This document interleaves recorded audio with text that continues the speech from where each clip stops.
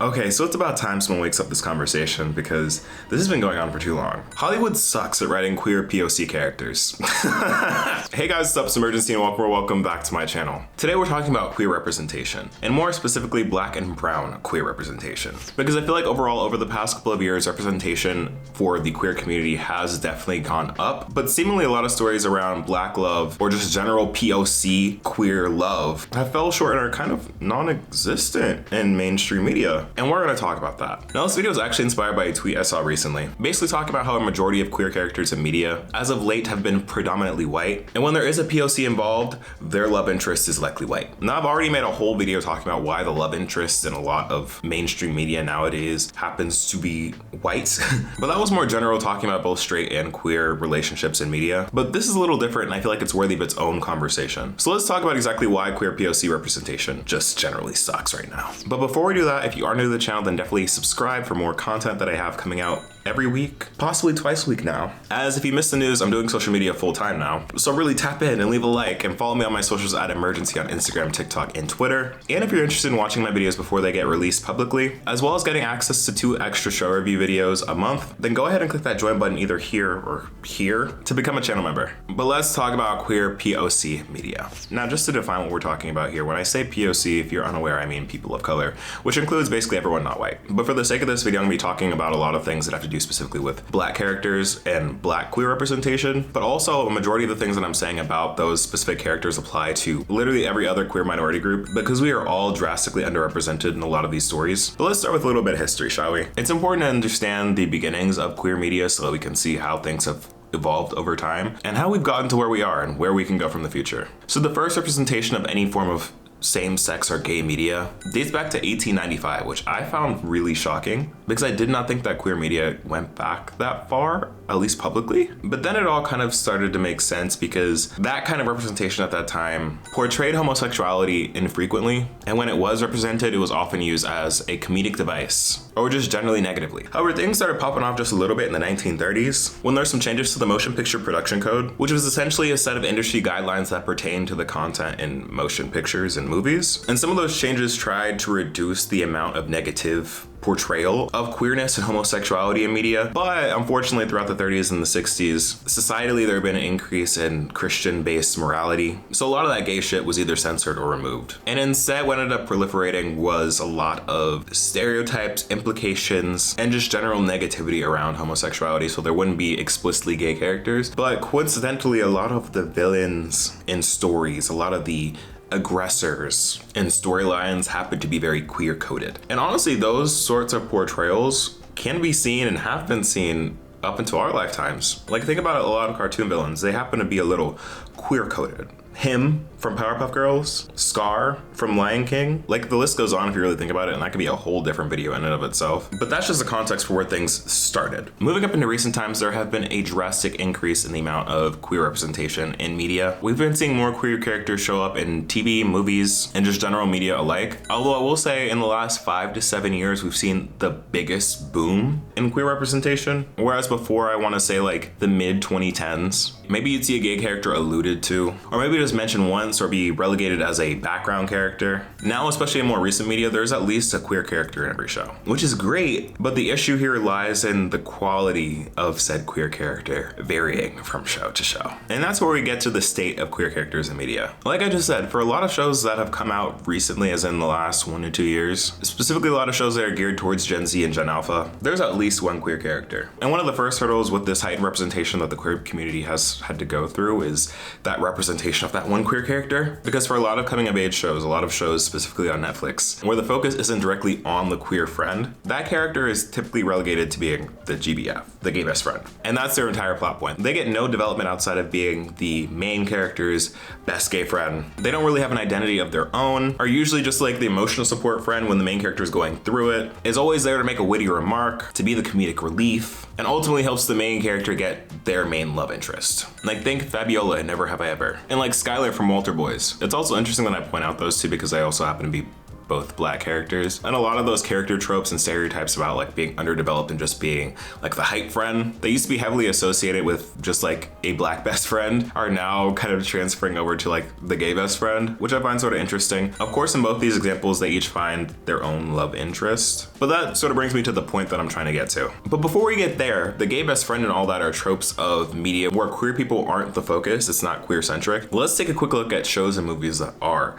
queer centric. And what I mean by that is shows and movies where the plot revolves around the fact that the main character is queer. You have shows like Heartstopper, Young Royals, Red, White, and Royal Blue, First Kill, Everything Now, Moonlight, you can argue Saltburn, among many more. And aside from Moonlight, which we'll get into later, the similarities between a majority of these shows and movies, like the tweet that I mentioned at the beginning was getting at, are very much centered around white queer people. And oftentimes, even when there is a person of color involved, the love interest and the main character is usually the white person. And in an era where we're getting more queer content than at any point in history, it really does make you question, where are the queer stories of color? And I joked with y'all in the community tab when I asked y'all to give me shows that revolved around queer POC love stories. And y'all give me a bunch of examples of interracial relationships where the other race is just a white person and a person of color. So I joked with y'all back being like, y'all, I meant a love story where both characters are people of color. To which one of y'all, shout out to you Bliss617, being like, oh, in that case, there are none.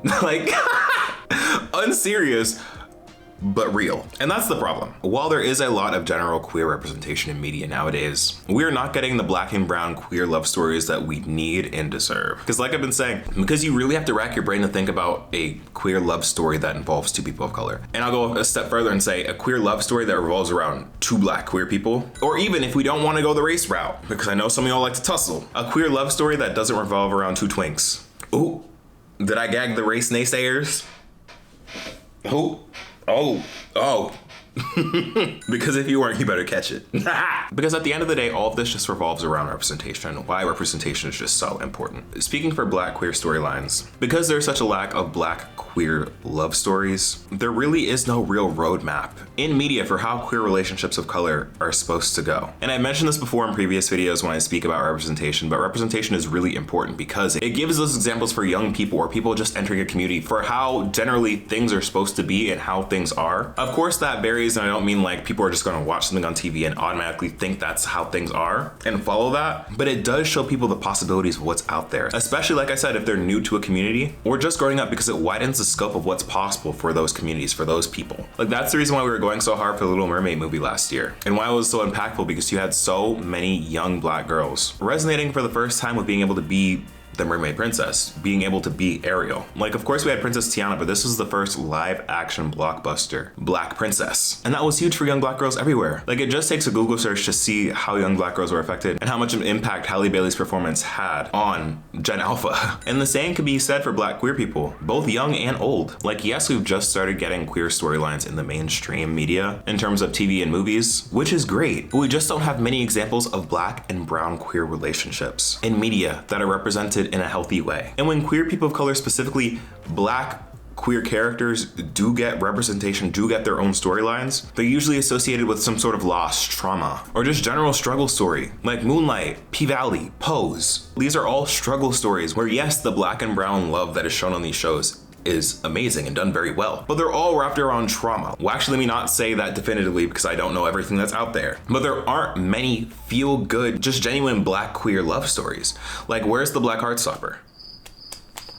Where's the black Young Royals? It's just really disappointing because its lack of existence is excluding representation for so many people. Like, I'm sorry to keep referencing tweets, but this one tweet kind of sums it up. Like, it's hard to feel represented by stories that don't represent you. And this is the importance of intersectionality, because yes, while just being queer in general, like sure, that's representative of one identity, but for a lot of people of color, their identity of being a person of color supersedes their identity of being queer. So for a lot of people, their main identity in these storylines is being omitted and left out, leaving a lot of queer people of color to look at these queer stories that are mainstream now as a sort of observer and spectator, where you kind of have one foot in being like, okay, I can understand and appreciate this and feel represented in one aspect, but in another very large aspect of your life, you're just feeling like, okay, where it at? Where am I in this? And this isn't a call to scale back on the kind of stories that we've been getting. It's just a call to ask for more and to question why we haven't seen that already. Now that said, I do want to highlight some shows that are currently out that do have examples of queer love stories where both people are people of color. They both happen to be sapphic pieces of media, which is interesting. Or I guess sapphic adjacent for one of them. But the show Everything Now, I'm not going to spoil it if you haven't seen it,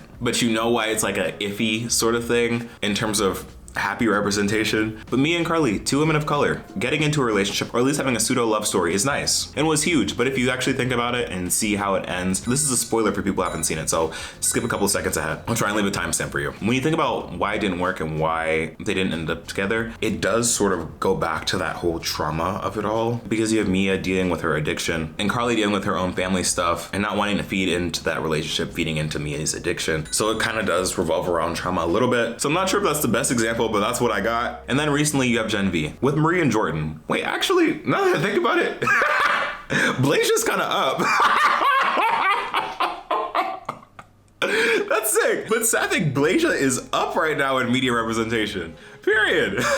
But those are the examples that I know of. If you know of any, then drop them down in the comments because I really want to find more media like that. But while those are both nice and do definitely get us closer to the type of representation that we're looking for, it's still not all encompassing for a black and brown love story that's just a happy-go-lucky love story. A nice slice of life love story between two queer, black, or brown characters where there is a massive trauma, tragedy, loss, violence involved. And like I've been saying, we need that. But that's enough harping. Let's talk about what I want to see for the future and a little call to action, because we need to be real for a second. Where we move from this, I and many others desperately just want more representation in queer media because it is a big gap across the board. Including queer people of color into storylines is nice. Just don't make them suffer and don't always just stick them with a white love interest. Just because that's more palatable. Like let's just be real. Like I feel like we should expect that more from the industry. But I do want to be fair towards the writers and producers that are trying to make those stories and hold us accountable too, because I also want us as the general public, as the consumers of these media platforms, to actually go out and support these shows when they come out, because we've been getting a lot of POC led shows recently,